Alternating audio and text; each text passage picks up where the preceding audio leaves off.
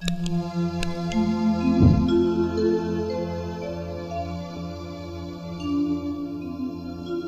ಅಮ್ಮ ಕಾಸು ಕೊಡಮ್ಮ. ಕಾಸಾ? ಯಾಕಮ್ಮ? ಐಸ್ ಕ್ರೀಮ್ ತಗೋಬೇಕಮ್ಮ. ಬೇಡಮ್ಮ, ಐಸ್ ಕ್ರೀಮ್ ತಿಂದ್ರೆ ಜ್ವರ ಬರುತ್ತೆ. ಐಸ್ ಕ್ರೀಮ್ ಬೇಕು. ಹೀಗೆಲ್ಲ ಹಠ ಮಾಡಿದ್ರೆ ಅಮ್ಮ ಹೊಡೆದು ಬಿಡ್ತಾಳಷ್ಟೇ. ಮಕ್ಕಳು ಜಾಣ್ರಲ್ಲ, ಅಮ್ಮ ಬಿಸ್ಕೆಟ್ ಕೊಟ್ರೆ ತಿನ್ಬೇಕು. ಶಾರದಾ, ದೊಡ್ಡಪ್ಪ ನಂಗೆ ಸ್ವೀಟ್ ತಂದಿದ್ಯಾ? ದೊಡ್ಡಪ್ಪ ದೊಡ್ಡಪ್ಪ ನನಗೆ ಕೇಕ್ ತಂದಿಲ್ವಾ? ಕೇಕು, ಸ್ವೀಟು, ಐಸ್ ಕ್ರೀಮು ಎಲ್ಲ ತಂದಿದ್ದೀನಿ. ದೊಡ್ಡ ಮಾಡಿದ್ರೆ ಬೈತಾಳೆ. ಆ ಕಡೆ ಹೋಗಿ ಕೂತ್ಕೊಂತೀನಿ.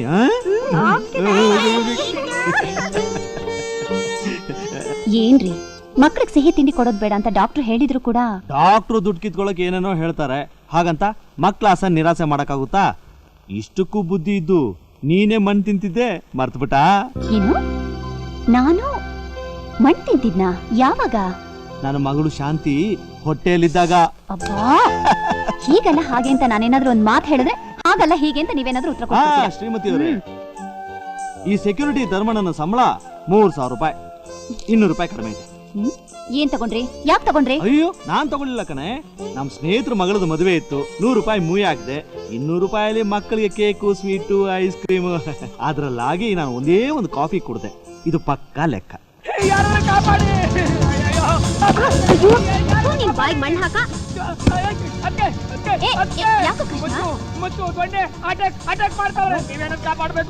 ಯಾಕೋ, ಏನಾಯ್ತು? ಅಯ್ಯೋ, ಅದನ್ನ ಆಮೇಲೆ ಹೇಳ್ತೀನಿ. ಅದೊಂದು ದೊಡ್ಡ ಕತೆ, ರಾಜಕೀಯ ದ್ವೇಷ.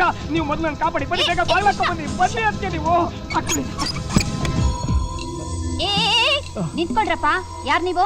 ನೋಡಿದ್ರೆ ಗೊತ್ತಾಗಲ್ವಾ? ಏನ್ ಗೊತ್ತಾಗೋದು? ಬೆಣ್ಣೆ ಕಡಿಯೋ ದೊಣ್ಣೆಗೆ ಎಣ್ಣೀರ್ ಕೊಚ್ಚೋ ಮೊಚ್ಚಿಗೆ ಹೆದರ್ಕೊಂಡ್ಬಿಡ್ತಾರೆ ಅನ್ಕೊಂಡಿದ್ದೀರಾ? ಹೋಗಿ ಹೋಗಿ. ಹೋಗೋದಿರ್ಲಿ, ಮರ್ಯಾದೆಯಿಂದ ಕಿತಾಪತಿನ ಹೊರಗೆ ಬರಕಳಮ್ಮ. ನಮ್ಮನೇಲಿ ಇರೋರು ಸೀತಾಪತಿಗಳು, ಕಿತಾಪತಿಗಳು ಯಾರು ಇಲ್ಲ. ಮೊದ್ಲಿಲ್ಲಿಂದ ಜಾಗ ಖಾಲಿ ಮಾಡಿ ಹೋಗ್ರಪ್ಪ. ಹೆಂಗ್ ಗಲಾಟೆ ಮಾಡ್ತಿದ್ರಾ?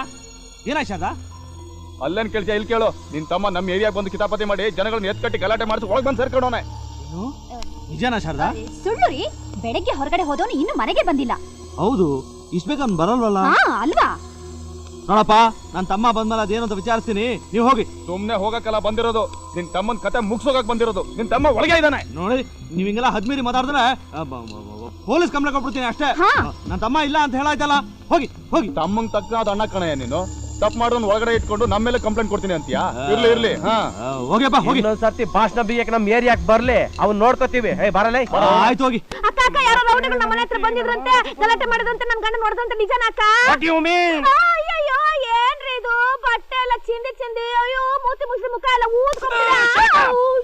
ವಿಷಯ ಏನು ಅಂತ ಗೊತ್ತಿಲ್ಲದೆ ಹುಚ್ಚುಚ್ಚ ಮಾತಾಡ ನೀವು. ಸರಿ, ಈ ಅವಸ್ಥೆ ಯಾಕ್ರಿ? ಇವತ್ತು ಮಾರ್ಕೆಟ್ ನಲ್ಲಿ ಮಾನವ ಸಂಸ್ಕೃತಿಯ ಒಗ್ಗಟ್ಟಿನ ಬಗ್ಗೆ ಪ್ರಚಾರ ಭಾಷಣ ಇತ್ತು. ಅದರಲ್ಲಿ ಉಪಕಥೆಯ ಮೂಲಕ ಉಪಮೇಯ ಕೊಟ್ಟು ಭಾಷಣ ಮಾಡ್ತಿದ್ದೆ. ಆದ್ರೆ ಕೆಲವು ಮತಾಂಧ ರೌಡಿಗಳು ನನ್ನ ಮೇಲೆ ಅಟ್ಯಾಕ್ ಮಾಡಕ್ ಬಂದು, ಈ ಬಾಕ್ಸರ್ ಕೃಷ್ಣ ಸುಮ್ಮನೆ ಬಿಟ್ಟ, ಎಲ್ಲರನ್ನು ಮಟಾಶ್ ಮಾಡಿಬಿಟ್ಟ. ಬೇಕಾದ್ರೆ ಹೋಗಿ ನೋಡಿ, 50 ಜನ ವಿಕ್ಟೋರಿಯಾದಲ್ಲಿ, 50 ಜನ ಬೋರಿಂಗ್ ಅಲ್ಲಿ ಅಡ್ಮಿಟ್ ಆಗಿದ್ದಾರೆ. ಅದ್ರಲ್ಲಿ ಒಂದಿಬ್ಬರು ತಪ್ಪಿಸ್ಕೊಂಡ್ಬಂದು ಈ ನಮ್ಮ ತುಂಬಿದ ಮನೆ ತಾಯಿ ಕಾಲಿಗೆ ಬಿದ್ರು, ಕ್ಷಮಿಸ್ದೆ, ಹೊರಟೋದ್ರು. ಅಲ್ವೇ ಅಮ್ಮ? ನಿಜ ನಿಜ. ನೀನಂದ್ರೇನು ಮಾಮೂಲಿನಾ? ಮಹಾಶೂರ. Thank you. ಹೆಂಗೆ? ಅಯ್ಯ, ನೀನ್ ಚೋಡ್ ಮಾಸ್ಟರ್ ಅಂತ ನಂಗ್ ಗೊತ್ತಿಲ್ವಾ? ಏನಂದೆ? ಅಂದೆ.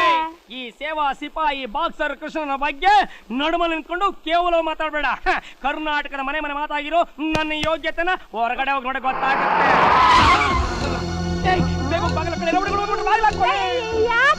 ತಾಳಿ ಬಗ್ಗೆ ಕಾಪಾಡ್ಕೊಳ್ಳಕ್ಕೆ ಬಿಟ್ಟ ಹೋಗಿ ಬಾಲ್ ಹಾಕೊಳ್ಳೋದ್ರೆ ಏನೇನೋ ಮಾತಾಡ್ತಾವಳೆ.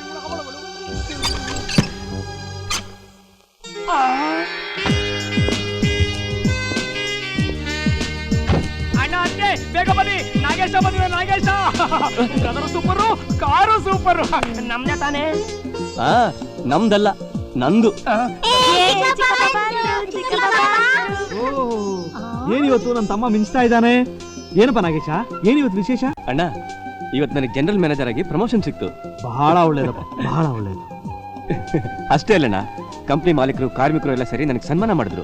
ಜೊತೆ ಕಾರ್ನ ಕೊಟ್ಟಿದಾರ ನನ್ನ ತಮ್ಮನಿಗೆ. ಹೌದಾ? ಎಲ್ಲ ದೇವ್ರ ದಯೆ. ಅಣ್ಣ, ಇನ್ಮೇಲೆ ನನ್ನ ಸಂಬಳ ಎಷ್ಟು ಗೊತ್ತಾ? ಎಷ್ಟು? 25,000 ರೂಪಾಯಿ.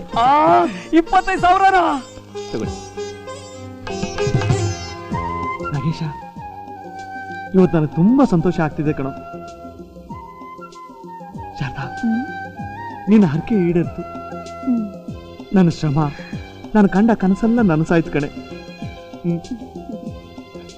ನಾಗೇಶ, ಬನ್ನಿ ಬನ್ನಿ, ಎಲ್ಲ ಒಳಗೋಗೋಣ ಬನ್ನಿ. ನಡಿ. GM ಸಾಹೇಬ್ರೆ, ಒಂದ್ ನಿಮಿಷ ಹಾಗೆ ನಿಂತ್ಕೊಳ್ಳಿ, ದೃಷ್ಟಿ ತೆಗಿತೀನಿ.